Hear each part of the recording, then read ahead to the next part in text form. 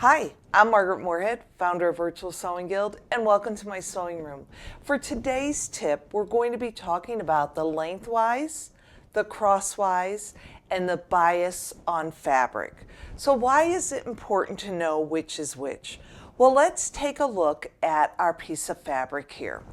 I chose a fabric that has where you can see the crosswise grain across the whole piece of fabric.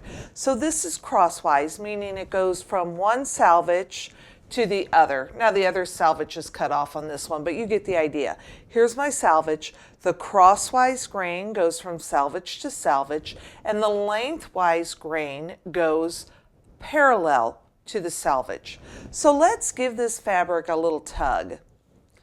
There's hardly any stretch at all on this crosswise grain.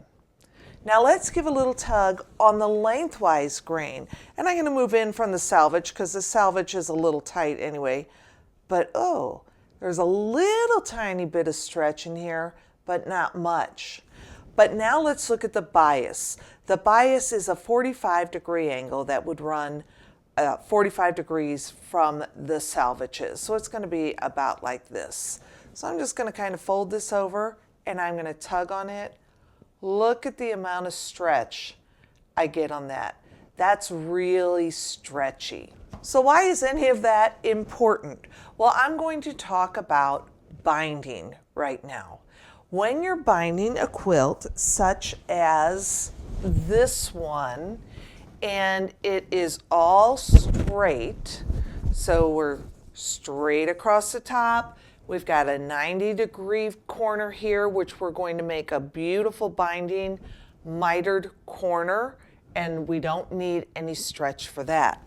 But what if you're working on a quilt that has curves on it?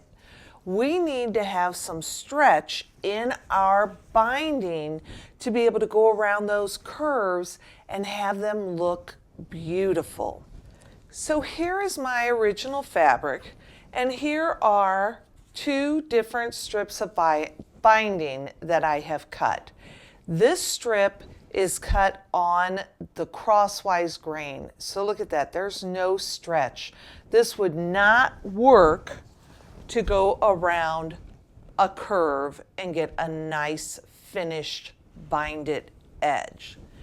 This is cut from the same fabric, but it's cut on the bias. So I don't know if you can see that. You can see that the crosswise grain is now going at a diagonal.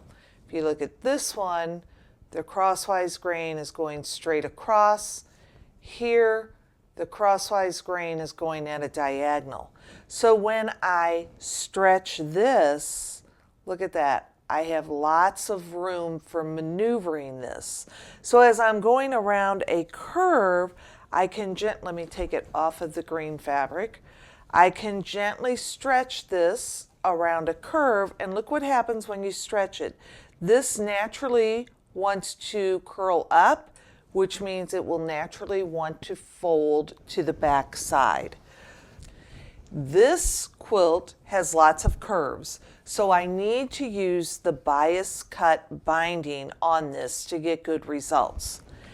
This quilt is all straight lines with a 90-degree corner here, so I can use my crosswise grain, or I can use my bias binding. It would not hurt at all. It would work great. Thank you for joining me. From my sewing machine to yours, happy creating.